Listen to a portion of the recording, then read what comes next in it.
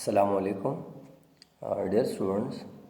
आज जो है हम पढ़ रहे हैं, हमारा जो नया टॉपिक है जनरल साइंस में वो है working of nervous system. Nervous system के बारे में ऑलरेडी हमने पढ़ा है, तो अब इस क्लास में पढ़ेंगे कि किस तरह आज़ाबी निज़ाम जो है ये अपना फंक्शन करता है। तो ये हमारे पास टाइटल है, आप अपने पास ये लिख के दूसरा बुक में अगर आप ये देख ले तो यहाँ पर उन्होंने लिखा है कि nervous system coordinate all body function, it also detects the changes in the environment and produce response to the changes. इसका मतलब क्या है? इसका मतलब ये है कि जो नर्वस सिस्टम होता है हमारे बॉडी में, ये क्या करते हैं, ये बॉडी फंक्शन को कोऑर्डिनेट करते हैं, को मेंटेन रखते हैं। मुख्तलिफ बॉडी के मुख्तलिफ पार्ट्स के दरमियान ये क्या करते हैं, ये बैलेंसिंग है या जो कोऑर्डिनेशन है वो इसका मेन फंक्शन है। दूसरा सेंटेंस में अगर आप यहाँ पर देखें तो उन्होंने लिखा है कि it also detect the changes in the environment. माहौल में जितने तब्दीलियाँ आती हैं वो भी डिटेक्ट करती हैं, वो भी महसूस करती हैं, वो भी फील करती हैं, ठीक है, मालूम करती हैं। And produce response to the changes, और उसी तब्दीलियों या जो चेंज हुआ है एनवायरनमेंट में, जो तब्दीली आई हैं उसके मुताबिक ये क्या करेगा, ये रिस्पॉन्स भी देगा। ठीक है, तो डिटेल में पढ़ते हैं कि किस तरह ये सिस्टम काम करता है। ये जो है सिर्फ जर्नल एक बैकग्राउंड था इसके लिए। अच्छा, अब आते हैं यहाँ पर सबसे पहला, जब हम टॉपिक में डिटेल में जाए तो आपके लिए ज़रूरी है कि दो चीज़ें जो है वो आपको याद रखना है, जो आपके जहन में एक पॉइंट क्लियर हो। सबसे पहला जो यहाँ पर टर्म्स हैं वो है स्टिमुलस का। यहाँ पर आप देख सकते हैं जो इसके नीचे डबल लाइन्स है। स्टिमुलस हमारे पास क्या है बेटा, आपको याद रखना है, stimulus any change in the internal और एक्सटर्नल एनवायरनमेंट। यहाँ पर आप देख सकते हैं जो सबसे पहला सेंटेंस है। तो जब माहौल में चेंज होता है, मैंने यहाँ पर दो वर्ड्स लिखे हैं, एक इंटरनल का है और दूसरा एक्सटर्नल का है, तो दोनों मैंने अंडरलाइन की हैं। अब इंटरनल का क्या मतलब है, इस वर्ड का क्या मतलब है और एक्सटर्नल का क्या मतलब है, ये एक्सप्लेन करते हैं। सबसे पहले दो किस्म के तब्दीलियाँ जो है वो मुमकिन हो सकती हैं, एक इंटरनल चेंजेस और दूसरा एक्सटर्नल चेंजेस। एक्सटर्नल चेंजेस हमारे पास वो तब्दीलियाँ होती हैं जो हमारे जिस्म के बाहर होती हैं, फॉर एग्ज़ाम्पल हमारे एनवायरनमेंट में होती हैं, और इंटरनल हमारे पास वो चेंजेस होती हैं जो हमारे बॉडी के अंदर होती हैं। तो बेटा आपको जहन में याद रखना है कि इंटरनल और एक्सटर्नल चेंजेस का क्या मतलब है। तो स्टिमुलस क्या है?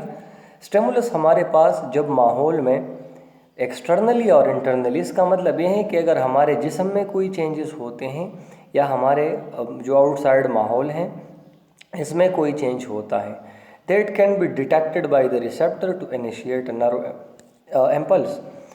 आपको सिंपल स्टिमुलस का डेफिनेशन क्या रखना चाहिए, क्या होना चाहिए? तो stimulus any change in the internal और एक्सटर्नल एनवायरनमेंट। जब हमारे अंदरूनी या बैरूनी माहौल में कोई भी चेंज आता है तो वो क्या कहलाता है, वो स्टिमुलस कहलाता है। दूसरा एक टर्म हम यहाँ पर सुन रहे हैं रिसेप्टर का। अच्छा, अब रिसेप्टर हमारे पास क्या है, यहाँ पर मैंने जर्नली लिखा है, ये इसके एग्जांपल है, जो टंग्स हैं, आइज़ हैं, एयर है, नोज़ हैं, वगैरह वगैरह, ये रिसेप्टर के एग्जांपल हैं। इसके डेफिनेशन की तरफ जाते हैं। तो स्टिमुलस हमारे पास जब चेंजेस आते हैं इंटरनल इन्वायरमेंट में और एक्सटर्नल इन्वायरमेंट में, उसको हम क्या कहलाएंगे, वो हम स्टिमुलस कहलाएंगे। इसके एग्जांपल हमारे पास क्या है? एग्जांपल इसका हमारे पास है हीट, इसके अलावा cold, sound, wave, light, pressure etcetera. ये तमाम चीज़ें किसके एग्जांपल हैं? ये स्टिमुलस के एग्जांपल हैं, तो आपको याद होना चाहिए। ठीक है, अब आते हैं रिसेप्टर की तरफ कि ये रिसेप्टर क्या चीज़ है। यहाँ पर हमने लिखा है कि स्टिमुलस तो हमारे पास जब इन्वायरमेंट में चेंज होता है, चाहे वो एक्सटर्नल में हो या इंटरनल में हो, और वो चेंज कौन डिटेक्ट करता है, कौन मालूम करता है, वो रिसेप्टर मालूम करते हैं। तो रिसेप्टर क्या चीज़ है यहाँ पर हमने लिखा है, रिसेप्टर हमारे पास स्पेशल आर्गन होते हैं, टिश्यूज़ होते हैं या सेल्स होते हैं विच डिटेक्ट द स्टिमुलस।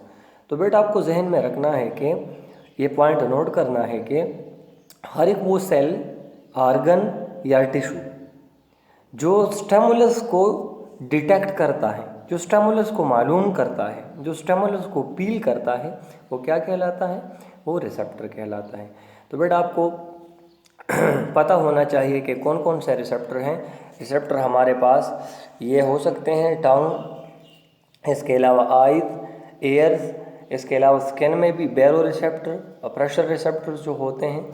इसके अलावा मुख्तलिफ़ किस्म के रिसेप्टर हैं, पर यहाँ पर जो हमने लिखा है टंग है, आई है, एयर्स है, नोस है, ये हमारे पास जो है बुनियादी है और ये बड़े रिसेप्टर हैं। फॉर एग्जांपल टंग पर हम क्या करते हैं? जायका मालूम करते हैं, टेस्ट। आइज़ पर हम लाइट चीज़ें देखते हैं, ये भी एक रिसेप्टर है। इसके अलावा एयर्स, सुनने का जो अमल है वो हम कानों पर करते हैं, तो ये एक रिसेप्टर की तौर पर काम करते हैं। द लास्ट वन नोज, जिस पर हम स्मेल करते हैं, ये भी एक रिसेप्टर है। तो हमने स्टिमुलस पर और रिसेप्टर पर डिटेल बात की। अच्छा, अब आते हैं मैकेनिज़्म की तरफ, जो प्रोसेस है कि किस तरह हमारा नर्वस सिस्टम रिस्पॉन्स देता है, किस तरह हमारा नर्वस सिस्टम कोऑर्डिनेशन करता है। तो सबसे जो पहला पॉइंट है यहाँ पर उन्होंने लिखा है स्टिमुलस, ये। तो बेटा आपको यहाँ पर अगर इसके साथ आप 1 लिखे तो भी ठीक होगा, क्योंकि सबसे पहला यहाँ पर स्टिमुलस है। जब स्टिमुलस आता है तब क्या होगा? स्टिमुलस के बाद रिसेप्टर उस स्टिमुलस को डिटेक्ट करेगा। मेरे कहने का मतलब ये है कि अगर आपको कोई बंदा आवाज़ देता है तो ये आवाज़ हमारे पास एक स्टिमुलस है। अब आप कानों के ज़रिए वो डिटेक्ट करते हैं, तो आपके कान, आपके पास रिसेप्टर हैं। तो सबसे पहला स्टिमुलस होगा, फिर इसके बाद रिसेप्टर होगा। फिर जिस तरह हमने न्यूरॉन्स वाले टॉपिक में पढ़ा था कि हमारे पास सेंसरी न्यूरॉन का काम ये है कि ये रिसेप्टर से नर्व इम्पल्स, मैसेजेस या इंफॉर्मेशन को लेते हैं और वो ले जाते हैं सेंट्रल नर्वस सिस्टम में। तो यहाँ पर आप देख सकते हैं कि ये ब्रेन CNS उन्होंने लिखा है, इसका मतलब ये है कि ये हमारे पास ब्रेन या स्पाइनल कार्ड यहाँ से मुराद है इसका। तो सबसे पहले स्टिमुलस, स्टिमुलस के बाद जब स्टिमुलस आता है तो वो डिटेक्ट करता है रिसेप्टर। इसके बाद रिसेप्टर से सेंसरी न्यूरॉन के थ्रू वो इन्फॉर्मेशन आ जाते हैं हमारे सेंट्रल नर्वस सिस्टम में। तो हमारे सेंट्रल नर्वस सिस्टम में उसमें हमने पढ़ा था कि इसमें एसोसिएटिव या इंटर न्यूरॉन होते हैं और उसका काम है इस मैसेज को प्रोसेस करना। तो देखिए अब हमारे पास यहाँ पर उन्होंने लिखा है कि ये एक रिले स्टेशन है यहाँ पर। इसका मतलब ये है कि हमारे ब्रेन में या हमारे स्पाइनल कार्ड में अब जो स्टिमुलस आया है ये प्रोसेस होगा। इसके अलावा फोर्थ वन जो है वो मोटर न्यूरॉन है।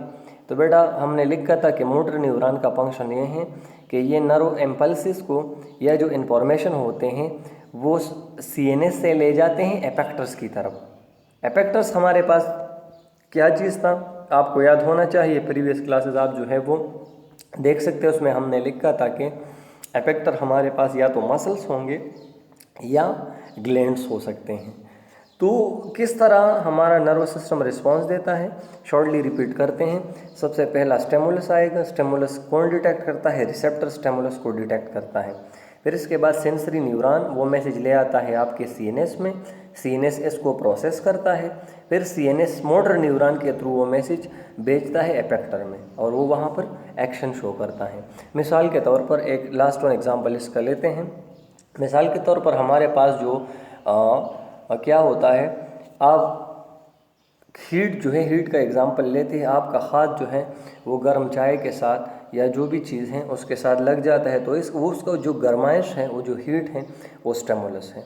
वो स्टिमुलस आपने डिटेक्ट की आपकी स्किन के थ्रू, इसमें जो रिसेप्टर थे तो उसने ये डिटेक्ट की। फिर आपकी स्किन से सेंसरी न्यूरॉन की थ्रू जो है वो ये पैगाम आता है आपके दिमाग या स्पाइनल कार्ड में कि हाथ जो है ये किसी गर्म ऑब्जेक्ट से इसकी जो है टच हुए हैं। अब इसके बाद क्या होगा, आपका दिमाग और स्पाइनल कार्ड इस प्रोसेस को या जो मैसेज आया है, नर्व इम्पल्स आया है, इसको प्रोसेस करेगा कि अब हमें क्या करना है। तो फ़ौरन आपका जो दिमाग होता है या स्पाइनल कार्ड होता है वो मोटर न्यूरॉन के थ्रू क्या करता है, वो मसल्स को जो एपेक्टर्स होते हैं उसको मैसेज भेजता है कि आप कंट्रैक्ट हो जाए। इसी वजह से हम हाथ को क्या करते हैं, रिवर्स करते हैं या पीछे करते हैं। तो ये हमारे पास वो बुनियादी उसूल हैं या जो प्रोसेस हैं जिस पर हमारा नर्वस सिस्टम काम करता है। उम्मीद थी आपको ये टॉपिक जो है क्लियर होगा। इस तरह आप और भी एग्जाम्पल ढूंढ सकते हैं। आज के लिए इंशाल्लाह ये काफ़ी है, फिर जो है और कमेंट क्लास में इंशाल्लाह पढ़ेंगे।